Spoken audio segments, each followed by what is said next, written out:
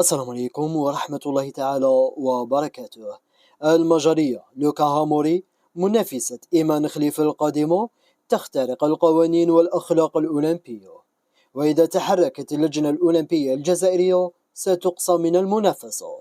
شاهد الفيديو لنهاية لتعرف جميع التفاصيل، ولا تنسى دعمنا باللايك والاشتراك في القناة. قامت المجرية لوكا هاموري صباح اليوم بنشر صورة على الانستغرام وفيها هاموري تنافس وحش، وهذا الوحش حسبها هو نجمتنا إيمان خليف. هذه الصورة المشينة ممكن تقصيها من المنافسة بسبب ميثاق والأخلاق الأولمبية التي تنص على احترام الآخرين دون اعتبارات وتبني الروح الرياضية.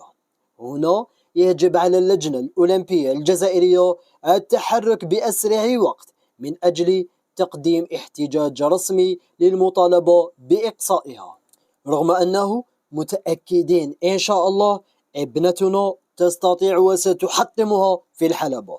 الاحتجاج الرسمي ما هو إلا دفاع عن حقوق إيمان وإسكات أفواه التافهين.